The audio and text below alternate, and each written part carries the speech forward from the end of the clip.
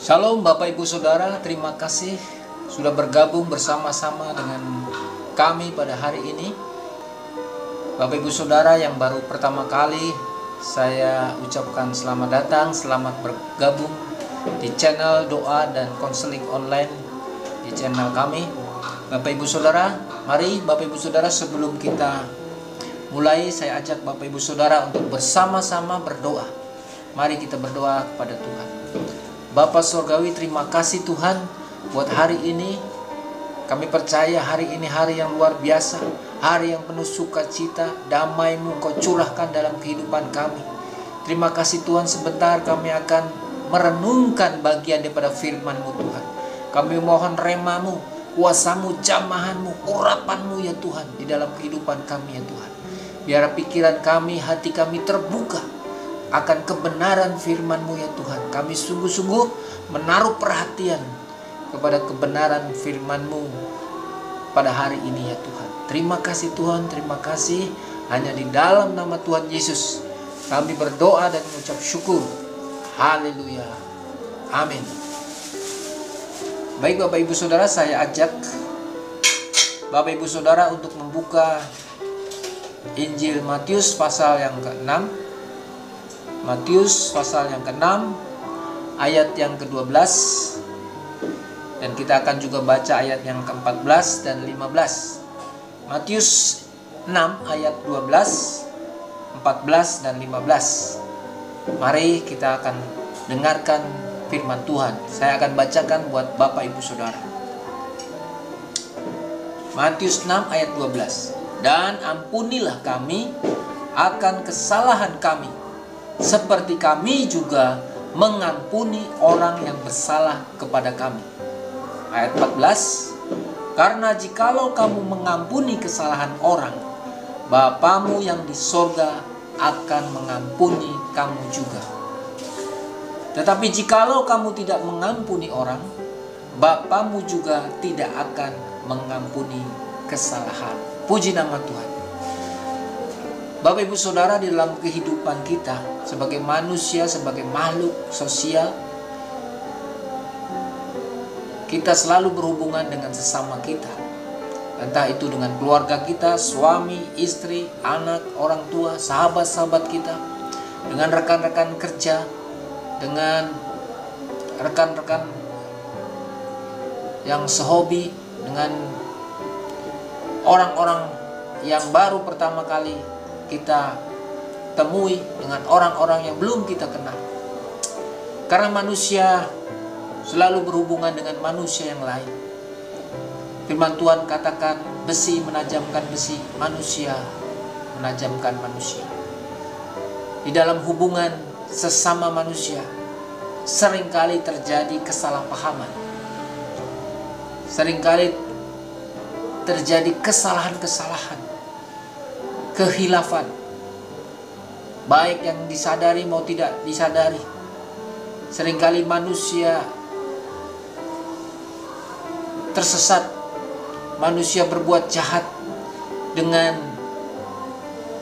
memfitnah, menghujat, mencurangi, mengkhianati sesamanya.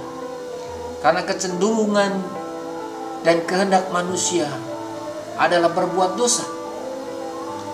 Dan saya percaya di dalam hal ini kita sebagai orang-orang percaya harus merespon realitas kehidupan ini dengan benar, dengan sikap yang benar, sesuai dengan kebenaran firman Tuhan. Bagaimana ketika kita diperhadapkan dengan orang yang berbuat curang, diperhadapkan dengan orang-orang yang mengkhianati kita, diperhadapkan dengan orang-orang yang berbuat jahat kepada kita. Bahkan ketika kita sudah berbuat baik kepada orang tersebut, dan apa yang kita terima adalah perbuatan-perbuatan yang merugikan kita, perbuatan-perbuatan yang menohok, yang mengkhianati kita. Mungkin itu rekan bisnis saudara, ataupun suami, istri, orang-orang yang terdekat dengan kita. Mereka berkhianat, mereka berbuat jahat kepada kita. Ketika kita diperhadapkan dengan masalah-masalah seperti ini, dengan realitas bahwa di sekeliling kita adalah hal-hal yang jahat, bagaimana kita sebagai orang percaya menyikapinya? Hari ini ketika firman Tuhan turun di tengah-tengah kita, saya percaya kita sedang diajar oleh Tuhan Yesus bahwa di hari-hari ini, terakhir ini, di masa-masa yang semakin sulit ini, kita diperhadapkan, ditantang untuk bisa mengampuni kesalahan orang lain, seperti juga Tuhan sudah mengampuni kita. Saya percaya firman ini mengajarkan kepada kita bahwa mengampuni kesalahan orang lain adalah suatu perintah yang daripada Tuhan. Adalah sesuatu yang berkenan di hadapan Tuhan. Sebab firman Tuhan katakan di ayat 15, jikalau kamu tidak mengampuni orang, Bapamu juga tidak akan mengampuni kesalahan. Bapak Ibu Saudara, mari kita dalami firman Tuhan ini lebih jauh. Di ayat 12, Matius 6 ayat 12 tadi, ada kata kesalahan. Di dalam bahasa aslinya, di ayat 12 ini kata kesalahan mengandung makna hutang. Tuhan Yesus memakai kata aslinya yang mengandung makna hutang. Sedangkan di ayat yang ke-14 dan 15 Tuhan Yesus menggunakan kata yang diterjemahkan kesalahan yang mengandung makna dosa, pelanggaran, atau jatuh atau kesalahan. Jadi kesimpulannya bahwa dosa, kesalahan, pelanggaran itu adalah sama dengan hutang. Sebab itu firman Tuhan katakan bahwa hutang dosa itu sudah dibayar lunas. Dengan apa? Dengan darah Yesus, darah yang suci, darah yang kudus, darah yang mahal. Oleh sebab itu, Bapak Ibu Saudara, kita harus memahami ini, bahwa ketika dosa dan kesalahan itu kita perbuat, atau orang lain melakukan itu, maka itu artinya kita sedang berhutang kepada Tuhan. Dan hanya Tuhanlah yang bisa melunasi hutang-hutang kita. Di dalam Matius pasal yang ke-18,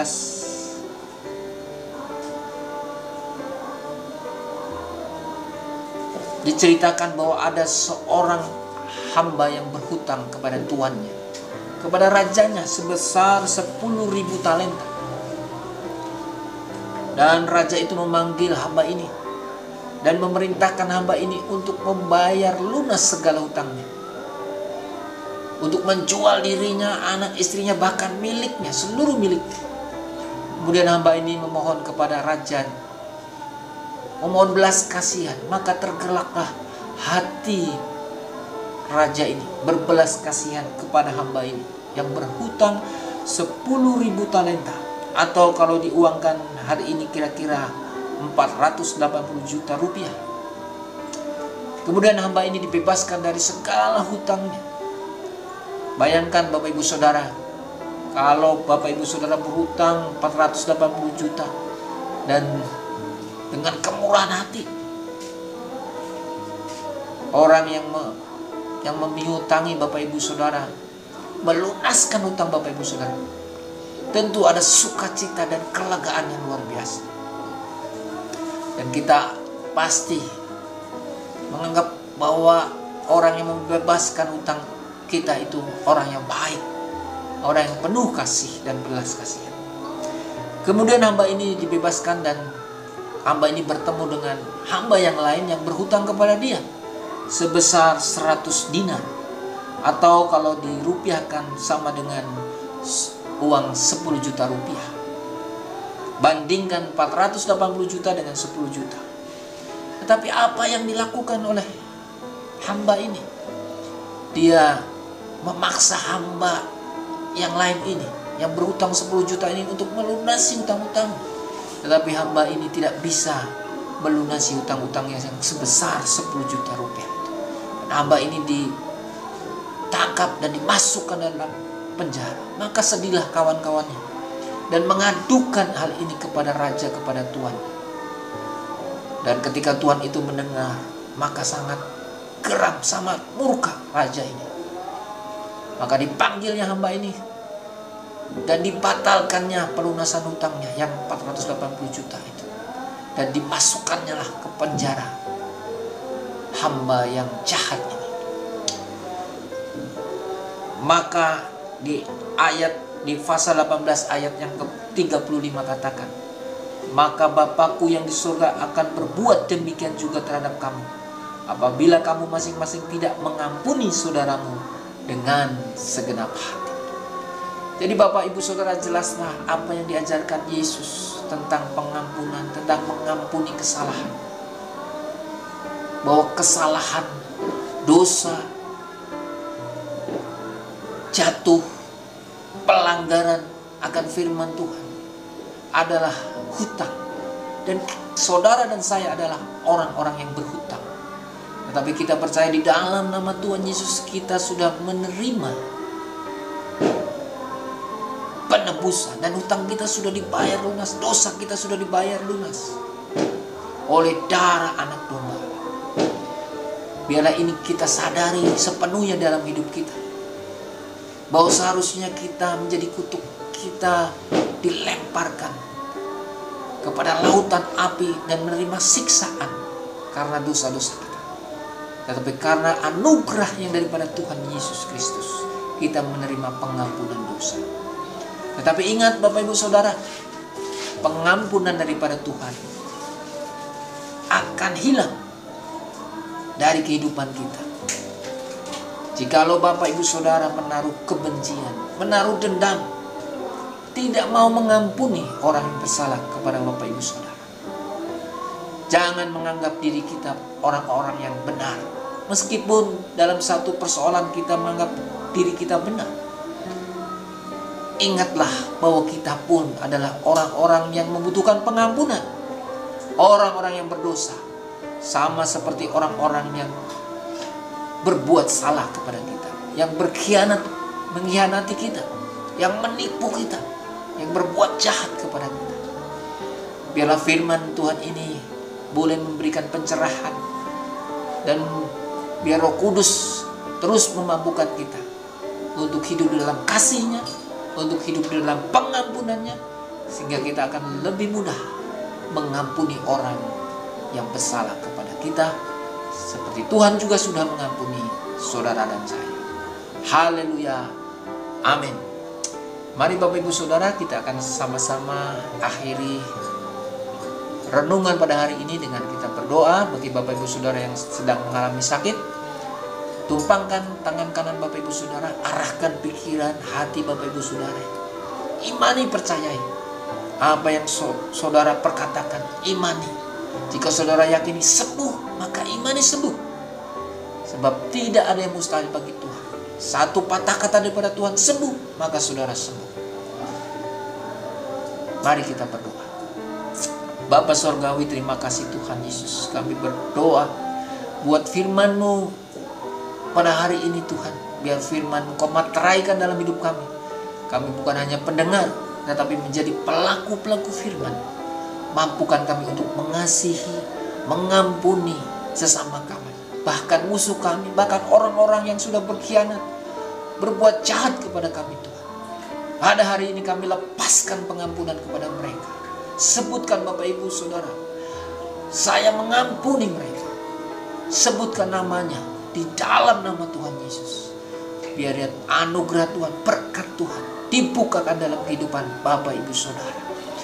Juga Bapak Ibu Saudara yang sedang mengalami sakit, di dalam nama Tuhan Yesus kami sepakat, naikkan di hadapan-Mu ya Tuhan. Kau lihat tangan-tangan kanan mereka yang menumpangkan tangan pada bagian yang sakit, di dalam nama Tuhan Yesus. Oleh bilur-bilur Yesus, jadilah sembuh, jadilah sembuh, jadilah sembuh. Tahir sembuh dalam nama Yesus. Terima kesembuhan yang daripada Tuhan. Terima kesembuhan daripada Tuhan. Sembuh dalam nama Yesus. Bagi mereka yang sedang dalam kesulitan keuangan, Kau bukakan jalan Tuhan. Efata terbuka, berikan hikmat kepada mereka. Mereka diberikan pekerjaan, usaha mereka dibangkitkan di dalam nama Yesus, dipulihkan di dalam nama Yesus.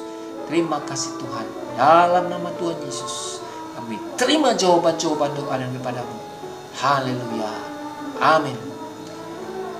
Baik Bapak Ibu Saudara, terima kasih sudah bergabung bersama-sama dengan kami. Dan bagi Bapak Ibu Saudara yang baru pertama kali, silahkan klik tombol subscribe. Dan juga Bapak Ibu Saudara dapat membagikan channel ini, disaringkan kepada teman-teman, keluarga, juga mereka yang belum mengenal Tuhan, sehingga channel ini boleh menjadi alat untuk kemuliaan Tuhan, sehingga banyak jiwa-jiwa dimenangkan. Bahkan mereka yang belum mengenal Tuhan menerima keselamatan daripada Tuhan, mujizat, kesembuhan daripada Tuhan. Terima kasih, sampai jumpa kembali. Tuhan Yesus memberkati. Haleluya, haleluya. Amin.